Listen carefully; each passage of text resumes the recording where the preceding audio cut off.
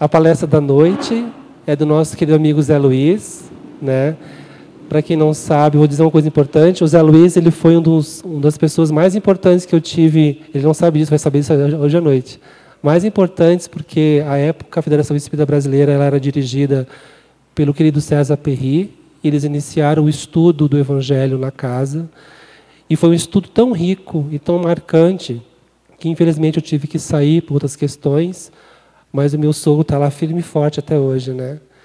Então, é um estudo muito enriquecedor, né, o estudo do Evangelho, e me recordo quanto ele e outros companheiros que firmaram esse compromisso nas quartas-feiras à noite, lá na Federação Espírita Brasileira, de levarem essa palavra iluminativa e um estudo aprofundado, muito rico, né? Então, eu te agradeço, se você soubesse. Muito obrigado pela oportunidade que eu tive há alguns anos. Temos hoje, então, o tema Livres, mas Responsáveis, né, pelo nosso irmão Zé Luiz. É contigo, companheiro. Boa sorte. Mas é assim mesmo, né? Então, como nosso amigo falou, realmente nós estamos lá no Evangelho desde 2012. Como o César Perry trouxe esse trabalho, e nós implantamos lá e estamos lá até hoje. Ou seja, quer dizer que a gente está precisando muito ainda de Evangelho. Mas o Emmanuel já falou que ele mesmo vai estudar Evangelho nas esferas superiores até hoje, e porque lá é tão profundo o estudo lá que ele se sente um crocodilo. Quer dizer que nós temos que estudar muito ainda o Evangelho. Então nós temos lá no domingo, aliás, na quarta-feira, às 20 horas, e domingo, às 9h30. Até já levei o Paulo lá para fazer, lá, né, Paulo? Está agendado lá um estudo lá. Lá não é palestra, é estudo. Então agradecemos mais uma vez estarmos aqui hoje. Meu amigo Paulo, que confia no nosso trabalho. Toda a equipe aqui, a Cleonice, o Daniel, todos que estão levando adiante essa casa maravilhosa aqui num local onde não tinha uma casa espírita. Então, nós só temos a agradecer por estarmos aqui hoje e pedimos a Jesus, nosso querido Mestre, que nos ampare e nos fortaleça, nos intua e que Ele nos guarde em sua paz. Então, como já foi anunciado, livres, mas responsáveis. Conta-se uma história conhecida no nosso meio espírita, que um índio norte-americano, em seus conflitos, disse assim, que tem dentro de mim dois cachorros. Um é bom e dócil, o outro é mau e perverso. E os dois vivem brigando. Aí lhe perguntaram assim, e qual dos dois vai vencer a luta? E ele pensou e disse, aquele que eu alimentar. Ou seja, nós vivemos num mundo de provas e expiações, onde existe o bem e o mal. O bem e o mal caminham juntos. E fazemos o bem ou o mal devido às nossas escolhas. Nós escolhemos, né? Então, esse tema aqui, livres e mais responsáveis, ele está lá no livro Encontro Marcado, de Emmanuel, pela psicografia de Francisco Cândido Xavier. A gente pergunta, né, nós somos livres? O homem é livre? Muitas pessoas falam, né, que os animais são livres, porque o homem está aqui, preso, no trabalho, tudo, né? Quando os animais estão soltos lá na floresta. Mas será que os animais é que são livres ou somos nós? Outros falam assim, nós vivemos presos, né, numa grade, dentro de uma grade, enquanto os bandidos, os marginais estão lá fora. E eles estão livres, nós estamos presos. Será que nós trocaríamos a nossa liberdade, né, dentro de casa pela do bandido lá fora? Então, nós vamos discutir, falar um pouquinho hoje sobre isso aqui, no nosso tema de hoje. Mas nós vamos falar um pouquinho da dinâmica da natureza. Iniciar a fazer nossas reflexões, voltando um pouquinho atrás, e lembrando que a ciência, ela nos traz 3 reinos. O reino mineral, o reino vegetal e o reino animal. Mas o Espiritismo nos traz um 4º reino, o reino hominal. Ele separa. E muitos cientistas já estão usando também esse termo, do reino do homem, reino hominal. Então, vamos perceber que o reino é aqui, os reinos é onde nós atuamos. É a nossa sementeira, onde nós plantamos e nós colhemos. Vamos lembrar, então, que o primeiro reino, nós vamos falar, é o reino mineral. A gente pensa, né? O reino mineral, tudo bagunçado, aquelas pedras, aquelas montanhas, mas nada é bagunçado. Todo ele é organizado em famílias. A família do granito, do basalto, a família das pedras preciosas, a família dos metais, tudo muito bem organizado. E quem que organiza isso? É uma questão, né? Quem é que organiza isso? Eles têm condições de se organizarem por si só, ou existe alguma outra força que organiza isso? Então nós vamos entender que nesses 3 reinos, reina a bondade de Deus, reina o amor de Deus. O amor de Deus está espalhado em toda parte, porque Deus é onipotente, onipresente. Ou seja, Ele está em todos os lugares. E onde Ele está, reina o amor. Pessoas que falam assim, o que é o mal? O mal é a ausência do bem. Mas não existe a ausência do bem. Porque Deus está em toda parte, e onde Ele está, tem o bem. O que existe é a ignorância do bem, o que é diferente. Então, onde é que está o amor de Deus? Lá nos minerais, na pedra bruta. Nós vamos ver, então, que os minerais são formados por moléculas, por átomos. E existe ali uma lei de atração e de coesão das moléculas. E isso é o amor de Deus. A lei de atração é afinidade. Afinidade é amor. Então, nós vamos observar que a molécula de água, ela tem H2O, né? Então, dois átomos de hidrogênio e um átomo de oxigênio. Então, elas, pela afinidade, elas se uniram. Pelo amor de Deus, elas se uniram. Estão, então, ali coesas. E se Deus, por um momento qualquer, deixar de nos amar por um segundo sequer, essas moléculas se desagregam. Acaba a água no planeta. Não é verdade? E acaba também todas as moléculas, toda a substância que nós temos no planeta. Então, daí, então, a gente dizer que o amor de Deus está lá naquela pedra bruta que está quietinha lá há milênios. Mas depois nós vamos ter também o vegetal, o reino vegetal.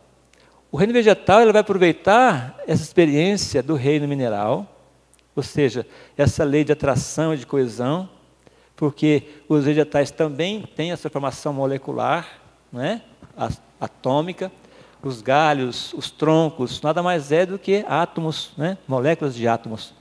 Então, ele aproveita toda essa experiência do mundo mineral, mas vai agregar agora novas experiências, várias delas.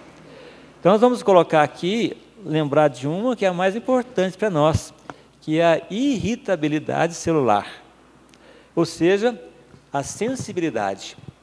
O mundo mineral não tem sensibilidade, já o mundo vegetal tem sensibilidade. É tanto que se a gente quiser fazer uma experiência, pega uma planta e coloca na janela. Vai observar que ela vai tender a crescer para o lado da claridade, porque ela precisa da claridade para fazer a sua fotossíntese, né? Então a planta já tem, podemos dizer assim, a grosso modo, um tipo de inteligência. Não é inteligência, mas aproxima um pouquinho já da inteligência. Já nasce aí os seres orgânicos, né? E depois nós vamos ver então o mundo animal. Aí vem coisas maravilhosas, né?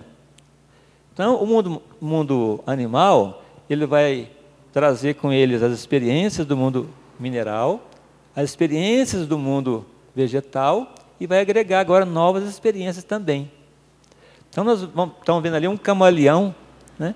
Esse animal ele é capaz de mudar de cor para se proteger dos seus predadores naturais.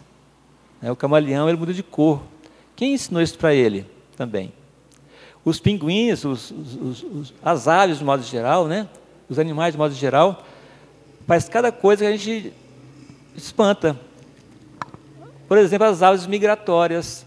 Elas saem do seu habitat natural, viajam por milhares de quilômetros e vão até um local onde é mais favorecido para que possa botar os seus ovos e ter a sua cria.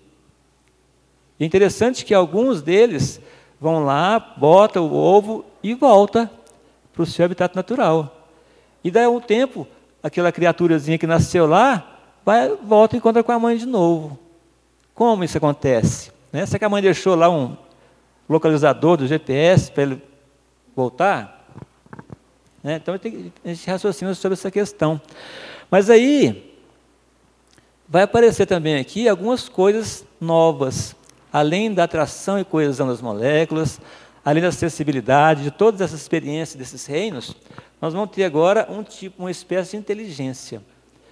É uma inteligência suficiente para os animais manter a sua espécie. Não é uma inteligência contínua, como é a inteligência do homem. É uma inteligência fracionada. Portanto, os animais, eles não têm condições de fazer uma programação da vida deles. Eles vivem um momento deles ali, né? E tudo isso nós chamamos de determinismo, porque eles têm uma lei, né, que eles obedecem rigorosamente. Então, quando eu falo para você, me fala que os animais são livres e nós não, é o contrário, né? Porque nós podemos sair do trabalho algum dia e falar assim, acho que hoje eu vou dar uma esticadinha na noite, eu vou passear, vou no local, né? Hoje eu quero dormir mais cedo, quero assistir televisão. O animal não, o animal quando dá a hora de repousar, o bando se reúne, todos vão para o mesmo lugar. Eles fazem isso todos os dias, do mesmo jeito, há milhares de anos. O homem não, o homem vai alterando o seu jeito de fazer as coisas, né? Daí então a gente saber que nós somos livres. Os animais, eles obedecem uma lei do determinismo. Vamos ver depois, mais na frente, né? Porque aqui nesses 3 reinos, estagiou por aqui o que o Espiritismo chama de a inteligência, o princípio inteligente. Estagiou pelo reino mineral, então adquiriu todas as experiências do reino mineral, depois ele estagiou no reino vegetal, adquirindo também as experiências do reino vegetal, e depois no reino animal. E isso, segundo André Luiz, foi em torno de 15 milhões de séculos. Esse processo, desse estágio da inteligência, do princípio inteligente, nos 3 reinos. Para depois chegar o momento de Deus criar, então, os espíritos. Com essa inteligência, com toda essa bagagem, né? Então, Deus cria o homem. Agora, o homem ele é capaz de pegar uma pedra, olhar para ela e criar dessa pedra um instrumento, o que o animal não consegue fazer, né? Então, nós somos livres, mas somos conscientes do que nós temos que fazer. Mas aí agora vem, então, alguns atributos muito interessantes no homem, que Deus criou o homem simples e ignorante, mas deu a ele um caminho a seguir, que também é determinístico, também a evolução, para que um dia o homem seja o co-criador, juntamente com o Criador, né? Como Jesus é o co-criador. Quais são os atributos novos que o homem, então, recebe? Vários.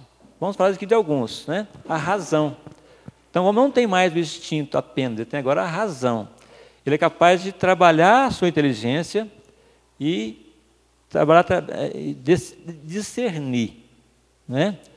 Então, sem esse livre-arbítrio, aliás, sem essa razão, não precisaria do que virá pela frente, que é o nosso livre-arbítrio. É outra aquisição que o homem tem. Essa aquisição ela é importantíssima, porque o livre-arbítrio, que o homem sem o livre-arbítrio seria como se fosse uma máquina, ou como fosse um animal. Não é a razão que vai nos distinguir do animal, é o livre-arbítrio. O homem escolher. O homem agora tem liberdade de raciocinar, liberdade para agir, liberdade até mesmo de escolher o rumo que ele quer tomar na vida, né? Esse livre-arbítrio. Se fosse só até aí, seria maravilhoso, mas só que tem um detalhe, né? Um outro tributo que o homem recebe, que é a responsabilidade, que muitos não querem assumir, que tem a responsabilidade. Mas é lógico que o livre-arbítrio também não teria sentido para o homem se não fosse a responsabilidade. Porque senão, o homem jamais teria condições de reavaliar tudo aquilo que ele fez usando o seu livre-arbítrio. Portanto, nós somos livres, mas responsáveis. E como que nós vamos estudar isso no livro Encontro Marcado?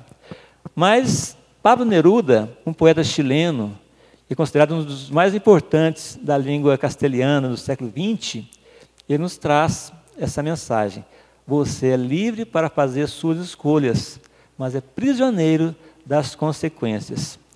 Mas isso é bom ou é ruim? Nós temos que fazer essa análise, né? Eu tenho certeza que como Deus ele é bom, e isso está na lei de Deus, então é bom para a gente, né?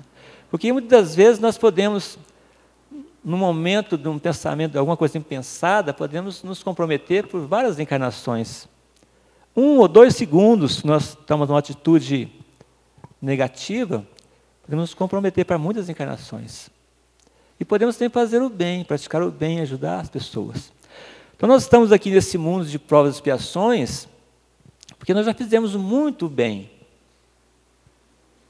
O homem não é tão mal assim, tão ruim assim.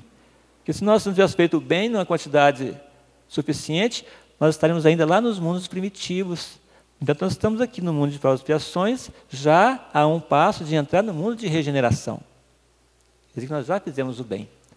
Por que nós não estamos no mundo dos melhores, nos mundos felizes? Porque nós não fizemos o bem o suficiente para estar nos mundos felizes.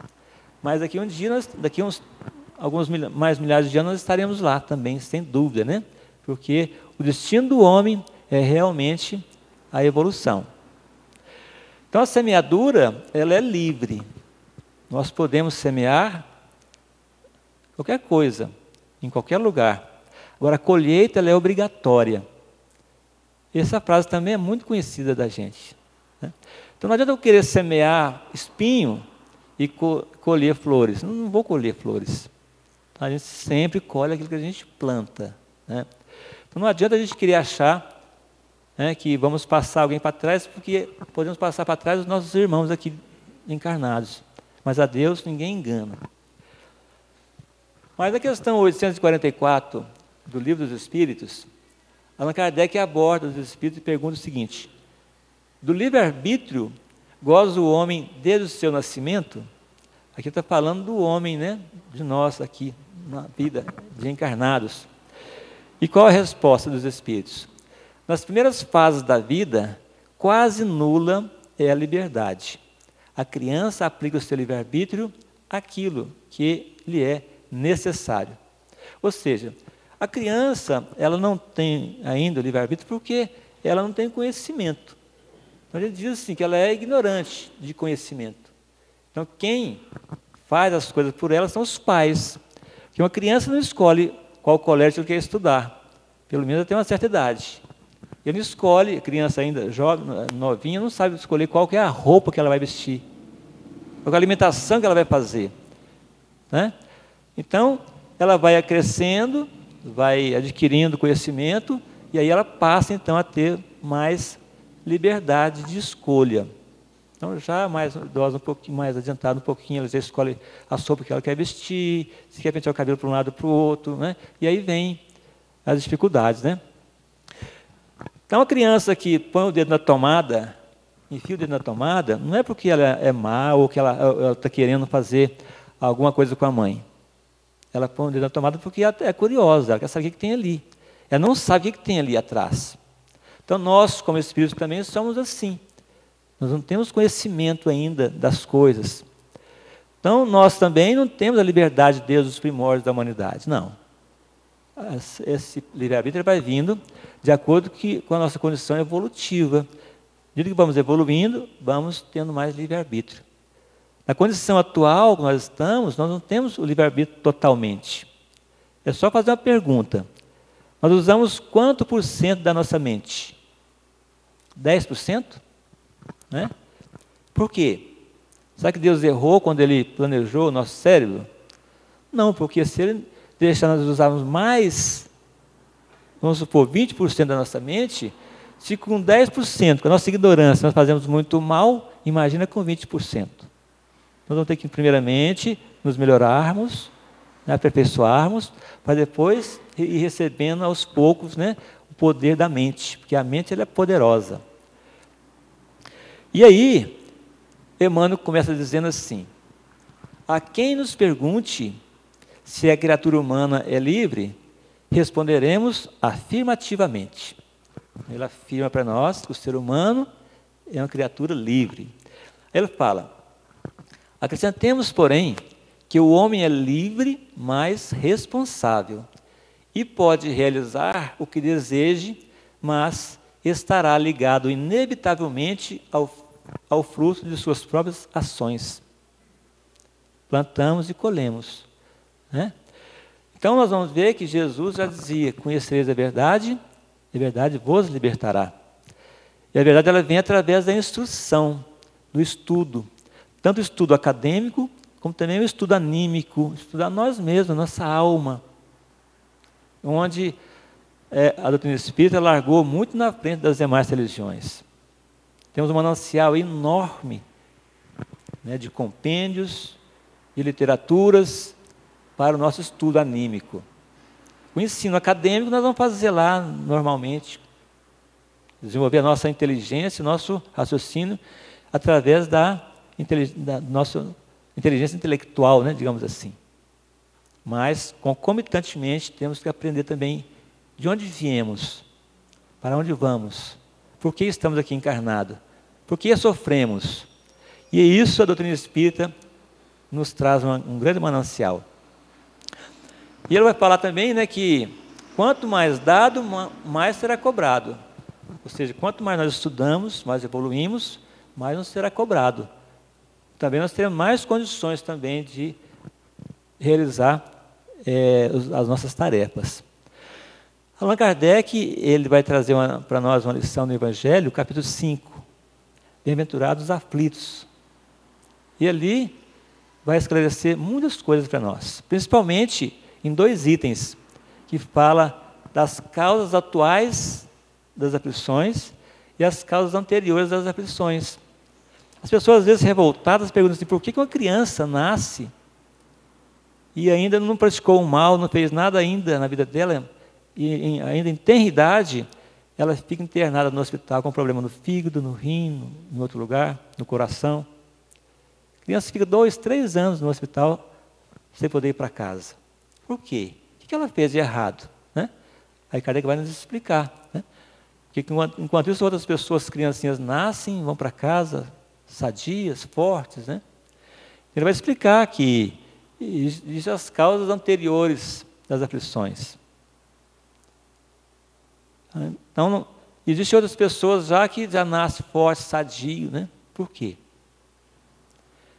E aquelas pessoas que nascem forte, sadio, e de repente contrai alguma doença, alguma enfermidade, porque às vezes ele buscou. Porque as pessoas, nós às vezes agimos assim, as pessoas fumam 2, 3 maços de cigarro e não quer ter, né, nenhum tipo de enfermidade. Então essas são as doenças atuais, aflições que nós mesmos adquirimos aqui na nossa vida terrena, na vida atual. Então nós temos assim, comparando com plantio, né? Se você plantar alface, 1 mês você colhe alface. Se você plantar a laranja, mexerica, 4, 5 anos para você colher. Então nós podemos então resgatar algumas coisas já nessa mesma vida. Mas tem algumas coisas que vão levar um tempo maior para resgatar. Então, às vezes, tem resgates que levam várias encarnações. Nós não conseguimos resgatar numa única, porque a dívida é grande. Mas resgatar não é punição. Deus não pune, porque Deus é amor. Então, é assim, você compra um apartamento, uma casa, um imóvel, pelo sistema financeiro aí, para pagar em 20, 30 anos. Cada vez que você vai no banco pagar uma prestação, isso é um castigo? Não é. Você fez um contrato, comprou seu imóvel, tem o seu bem. E quando você quita esse imóvel seu daqui a 20, 30 anos, é como se você tivesse tirado da sua cabeça um peso. Assim também são com as nossas expiações, nossas provações. Então, quando o Espírito consegue livrar de alguma coisa. Então, às vezes, a gente pensa assim: nossa, aconteceu tal coisa assim com o Espírito, com a pessoa, né? Dando exemplo, uma criança foi arrastada por um carro num assalto. Ela foi esfolada viva. E foi uma revolta. A mãe ficou revoltada, tudo. Depois veio uma mensagem dizendo que a criança pedindo à mãe para ela se acalmar, que aquilo ali foi um resgate. Que agora ele estava pronto para começar a haver outros resgates. Aí ele conta a história, o que foi que aconteceu. Né? Então, às vezes, um mal que a gente passa é um resgate. Mas nem sempre esse resgate é através do mal. Nós podemos também resgatarmos fazendo o bem. Mas ele vai dizer aí também, na frente, examinemos alguns dos setores da sementeira e colheita, ou melhor, de livre-arbítrio e destino, em que o Espírito encarnado transita no mundo. Nós transitamos nos reinos, no reino mineral, no reino vegetal e no reino animal. É lá que nós transitamos, né? Nós plantamos e nós colhemos. Então ele vai propor aqui nós examinarmos algumas dessas sementeiras. Vamos examinar aqui 5 sementeiras. Aqui a da posse, a do estudo, a do trabalho e a do sexo, né? Então vamos ver a da posse. Ora, nós vivemos num mundo material. Nós não conseguimos viver ainda sem as coisas materiais. Então é necessário que nós tenhamos uma casa para morar, um carro para poder nos locomover, né, o nosso celular, que hoje em dia ninguém vive mais sem um celular, é normal isso, né? Então ele fala aqui o seguinte: o homem é livre para reter quaisquer posses que as legislações terrestres lhe faculte. Ou seja, o homem pode querer o que ele quiser, ele pode adquirir as suas posses, né? Então uns querem mais, outros querem menos, aí depende, porque o homem é livre para escolher. Mas, às vezes, nós queremos um pouco acima do que nós precisamos, né?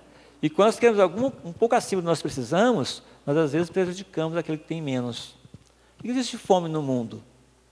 Sendo que o alimento que a terra nos provê, dá para todo mundo. É porque tem uns que quer ter mais do que os outros. Uns quer ter para guardar em silos. Às vezes não vai nem usar aquilo ali, né? Então é a ganância, né? E aí, ele continua dizendo assim: mas, se abusa delas, ou seja, das posses, encontrará nas consequências disso a fieira das provações, com que aprenderá a acender em si mesmo a luz da abnegação. Ou seja, ele não falou que vamos ser castigados se nós exagerarmos nas nossas posses, né? Então, a posse que eu tenho, desde que não vá prejudicar o meu semelhante, é normal querer ter as coisas.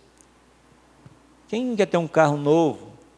Até porque o carro velho dá muito problema, gasta muito. É normal que a gente vai melhorando de trabalho, ganhando melhor, adquirindo nossas posses. Mas não podemos prejudicar o meu próximo dessa maneira. E não ter posse também para satisfazer o meu orgulho, a minha vaidade, o meu egoísmo. Ele vai falar agora do negócio. Nós somos todos negociantes. Quando eu compro minha casa, eu estou negociando com alguém. Então, o negócio é inerente ao homem. Agora, fala aqui, Emmanuel, o homem é livre para efetuar as transações que lhe aprazam. Então, vamos supor que meu vizinho quer vender uma casa. Eu quero comprar uma casa. Então, eu procuro meu vizinho e vamos negociar. Olha, eu quero 100 mil. Olha, eu, no momento, só posso te dar 80 mil. Se o negócio for bom para os dois lados, não tem problema nenhum, né? Agora, o problema é que eu não posso querer ir lá e levar vantagem em cima do meu vizinho. Ah, eu estou sabendo que ele está querendo vender essa casa, está com urgência de vender, está com um problema aí, tem que vender. Eu vou lá, ofereço 50 mil. Aí eu estou lesando o meu vizinho, né? Então, aqui ele vai dizer o seguinte: mas se arrasa a economia dos outros com o fim de oferir lucros desnecessários, encontrará nas consequências disso a fieira de provações, com que aprenderá a acender em si mesmo a luz da retidão. Observou que sempre esse verbo aprender. Então, as nossas provações, nossas expiações, é aprendizado, não é castigo, eu volto a repetir. Muitas pessoas acham que é castigo. Muitas pessoas revoltadas, né, acham que é castigo. É por isso que a primeira bem-aventurança é justamente essa: bem-aventurados humildes, que não são revoltados, né? Então ele vai vir numa condição, não é? E vai ter a condição de passar por uma aprovação que ele mesmo vai escolher, né? Que é assim: Deus sempre nos dá o plano A, o plano B, o plano C, o plano Z, o plano W, depois eu começo de novo, o AA, o AB, o AC, dependendo das nossas teimosias, não é? Então o plano A é sempre pagar o nosso débito pelo amor. Né? Nós temos o débito, viemos aqui, fazemos algo de bom para o meu semelhante. O débito também não é porque eu fiz alguma coisa contra o Paulo, que eu tenho que pagar para o Paulo. Não. Eu devo para as leis de Deus. Eu devo para a minha consciência. Às vezes o Paulo já me perdoou, não está nem lembrando mais do mal que eu fiz a ele. Mas eu vou ter que quitar o meu débito, porque é um aprendizado. Depois, ele vai falar agora do estudo. Como é bom estudar. Estudar é abrir a nossa visão, a nossa mente. Qualquer coisa que nós estudamos, nós estamos abrindo o nosso leque, né, de inteligência. Então ele fala aqui que o homem é livre para ler e escrever, ensinar ou estudar tudo o que quiser.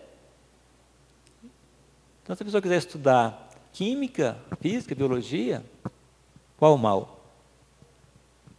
O homem pode estudar física, por exemplo, as leis da energia nuclear, por exemplo. Ele tem toda a liberdade. Mas ele pode também pegar a energia nuclear, como foi que surgiu a energia nuclear, né? Os grandes físicos trouxeram para nós esse conhecimento para o bem da humanidade. Santos Dumont estudou muito, inventou o avião para o bem da humanidade. Mas lembrando que Santos Dumont suicidou por causa do seu invento.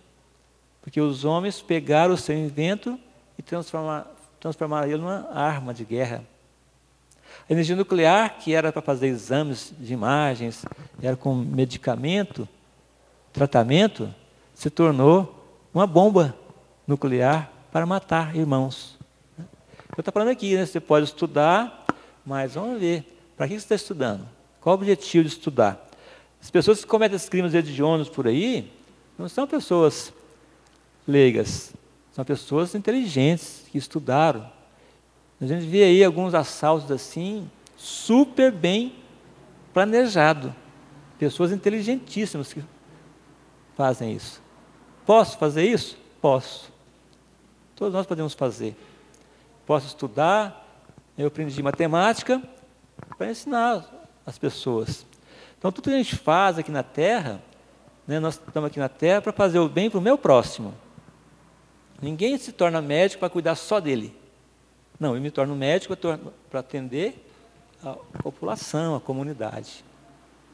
O nosso trabalho aqui na Terra é esse, de ajudar o próximo, né, e não trabalhar só para mim.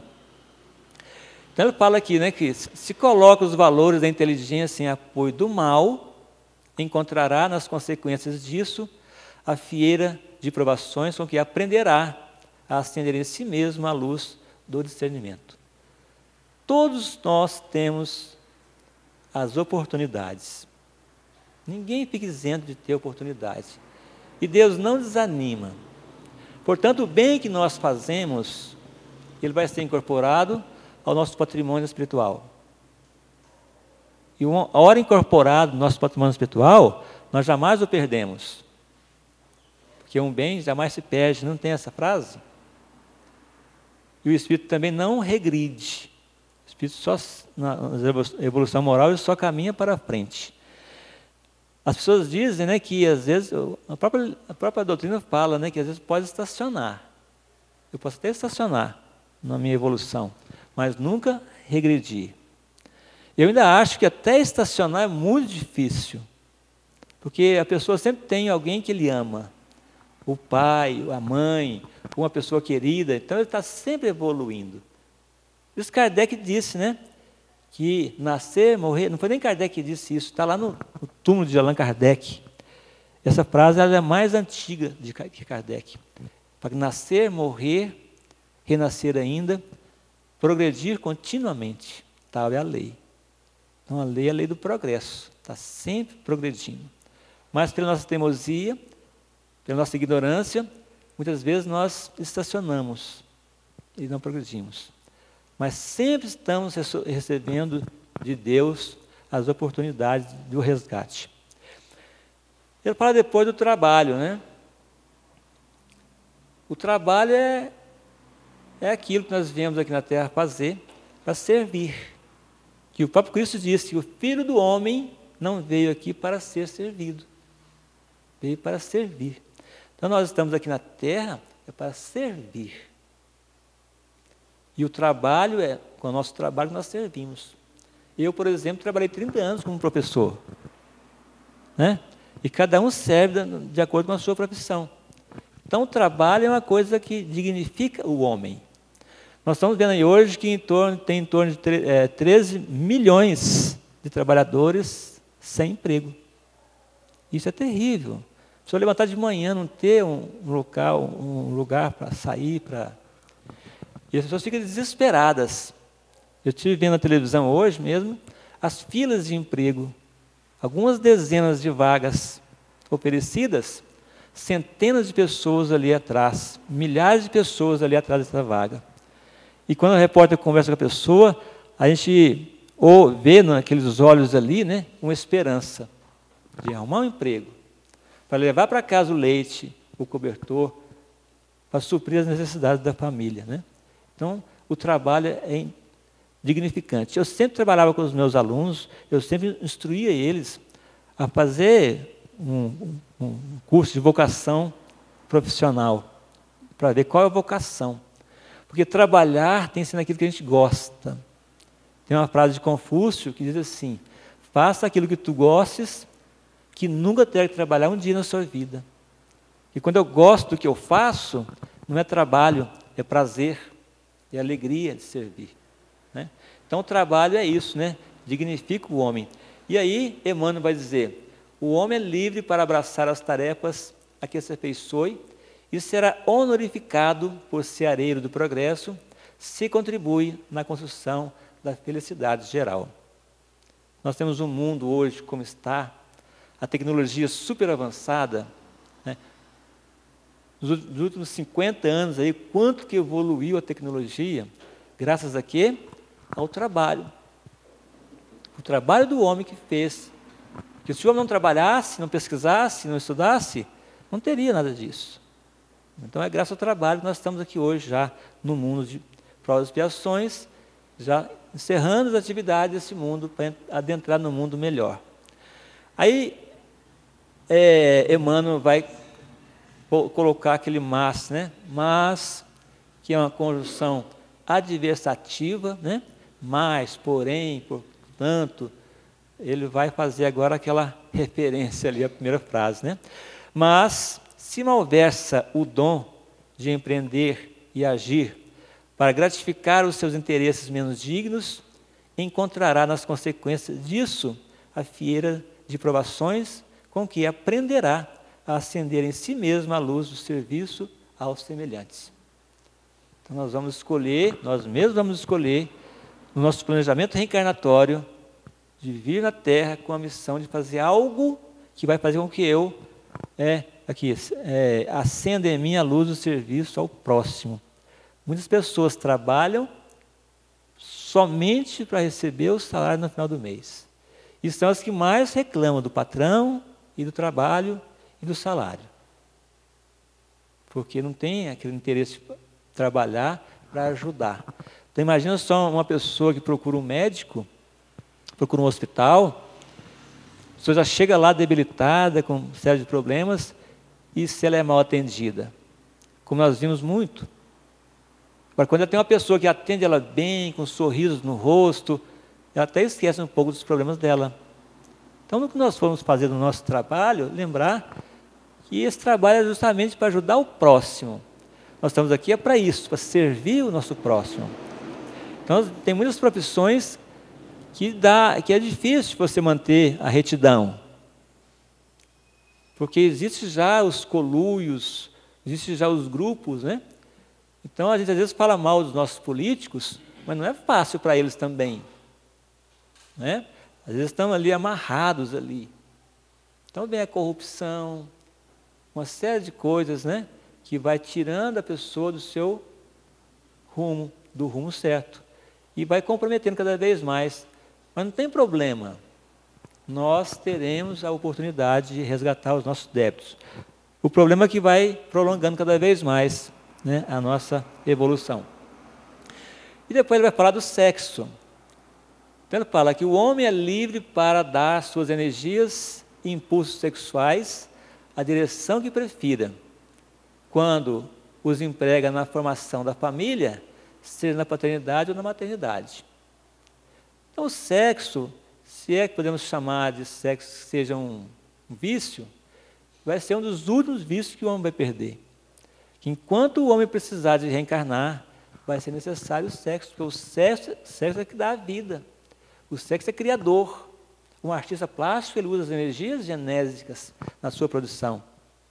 Chico Xavier, certa vez perguntaram para ele o que ele era, né, em relação ao sexo. Você é homem, mulher? Como é? Ele disse, não é uma coisa nem outra. Aí perguntaram assim, o que você faz com suas energias sexuais? Eu canalizo elas para o trabalho. Por isso que ele fez tanta coisa, né? Então, às vezes, as pessoas usam o sexo, mas para outros sentidos. Não apenas o sexo para constituir a família, né? Mas, para lisonjear os próprios sentidos, transformam os recursos genéricos em dor e desequilíbrio.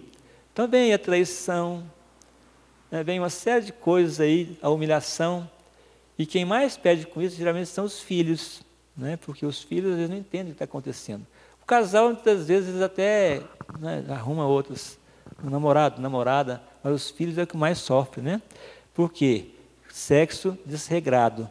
André Luiz ficou 8 anos no umbral e uma das causas foi justamente o sexo desregrado. Encontrarás nas consequências disso a fieira de provações com que aprenderá a acender em si mesmo a luz do amor puro, o amor mais sublime, né? Então, continuando, né? Finalizando já o texto de Emmanuel, ele fala que o universo não funciona simplesmente à base de paraísos e inferno, mas, acima de tudo, através do Instituto da Reencarnação, em nós, conosco e junto de nós e por nós. Então, a reencarnação é essa grande bênção, né? Então, não basta fazer as coisas boas, como diz Santo Agostinho, né? Tem que fazer as coisas boas, mas fazê-las bem. Então, o nosso trabalho tem que ser sempre, buscar sempre a excelência. Às vezes não conseguimos, mas se nós buscamos a excelência, vamos nos aproximar. Isso Jesus nos disse, né? Sede perfeitos, como perfeito é vosso Pai Celestial. Ele não está querendo dizer que eu tenho que ser perfeito igual a Deus, porque não tem como a criatura ser como o Criador. Mas nós temos que ter um norte, temos que ter um ponto para nós mirarmos, para que possamos obter a perfeição máxima possível. E Allan Kardec perguntou aos espíritos, né, na questão 642, se para agradar a Deus e assegurar a sua posição futura, bastará o homem não fazer o mal. Ou seja, eu não faço o mal, mas também não faço o bem. Basta isso? A resposta é negativa. Não. É necessário fazer o bem no limite das suas forças. A gente faz o bem às vezes assim, mais ou menos, né? Fala que não, o bem tem que ser feito no limite das próprias forças. Porque responderá por todo mal que haja resultado de não haver praticado o bem. Então, quando eu não pratico o bem, às vezes fica aquela lacuna. E o mal pode vir ali e instalar ali. E eu sou o responsável. Então, nós temos que fazer sempre o bem no limite das nossas forças, segundo aqui diz os Espíritos para Allan Kardec. E continua Emmanuel dizendo, foi por isso que Jesus, compreendendo que não existe direito sem obrigação, nos afirmou claramente, conhecereis a verdade e a verdade vos libertará. E como conhecer a verdade? É através do nosso estudo. Essa casa aqui está oferecendo já 2 dias de estudos, né? Na quarta-feira, os estudos de Joana de Ângeles, e no sábado, o estudo do Evangelho. Então eu perguntava ao Chico Xavier assim, Chico, qual a novidade? Ele sempre falava assim, o Evangelho, meu filho, o Evangelho. Porque é o Evangelho que é o nosso caminho. Jesus, né, o Evangelho é o Cristo redivivo. Ali está o nosso caminho, nós temos que seguir para chegar, né, até onde nós queremos chegar. Daí a importância de nós estarmos plantando. Estudar o Evangelho é plantar. Estou plantando e depois eu vou colher. Né? Então, plantando o quê? Plantando bons frutos, para que depois eu possa colher. E aí no livro de Alírio Cerqueira, que é um companheiro lá de Cuiabá, nós somos herdeiros de nós mesmos. Eu acho que o Joana também fala isso, se não me falha a memória, Joana ou Manuel Flamengo de Miranda. Nós somos herdeiros de nós mesmos, nós somos artífices de nós.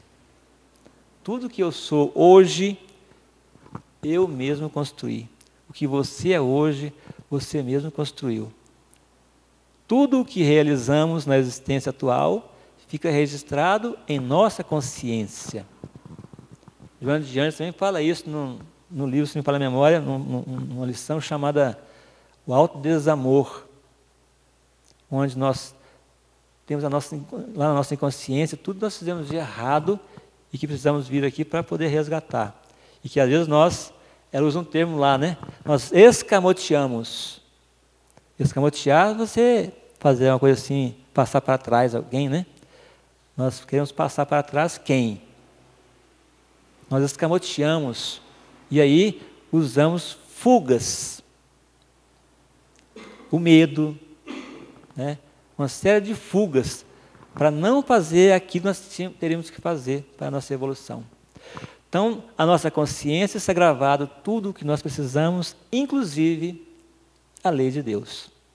Onde está escrita a lei de Deus? Na consciência. Concomitantemente à lei de Deus, também tudo aquilo que nós precisamos de resgatar do nosso passado.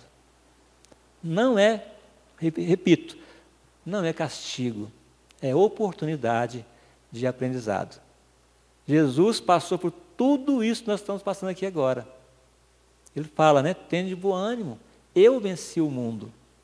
Por que ele venceu o mundo? Porque ele nasceu também, foi criado também por Deus sem nenhum privilégio. Simples e ignorante. Mas ele já foi galgando e já passou por tudo que nós passamos. E hoje ele é um Cristo. E um dia todos nós seremos Cristo, sem exceção.